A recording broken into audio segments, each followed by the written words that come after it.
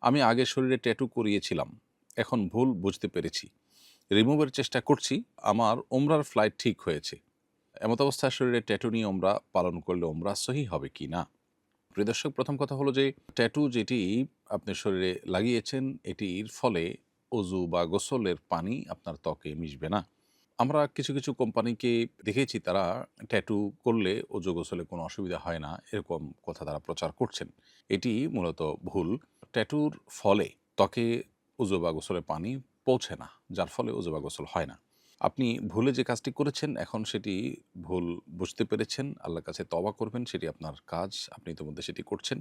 এর পাশাপাশি এই ট্যাটু রিমুভ করার জন্য আপনি সর্বাত্মক এবং সর্বোচ্চ চেষ্টা করবেন। সাধ্যের সবটুকুন দিয়ে চেষ্টা করে যদি আল্লাহ না করুন এটি তোলার কোনো উপায় না থাকে এবং তুলতে আপনি না পারেন, তাহলে নিরুপায় হয়ে গেলে আশা করা যায় যে আপনি ওই অবস্থায় অজু বা গোসল করলে আপনার উমরাও হবে এবং অজু বিশুদ্ধ হয়ে যাবে। যেহেতু আপনি নিরুপায় এবং আর কোনো বিকল্প পথ আপনার সামনে খোলা নেই। কিন্তু যতক্ষণ পর্যন্ত বিকল্প পথ খোলা আছে তাহলে সেক্ষেত্রে আপনাকে ট্যাটু রিমুভ করতে হবে।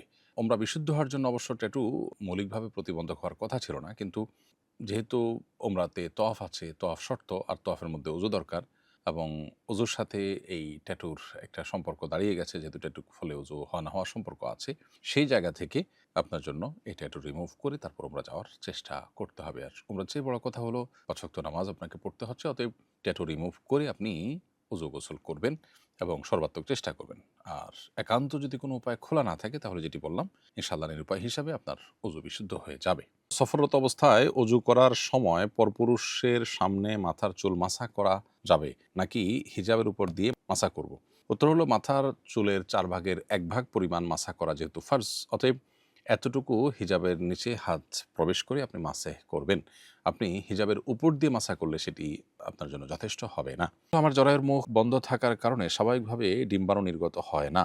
এই অবস্থায় চিকিৎসক আমাদের স্বামী-স্ত্রীকে আইভিপি বা টেস্ট টিউব বেবি পদ্ধতি গ্রহণের পরামর্শ দিয়েছেন।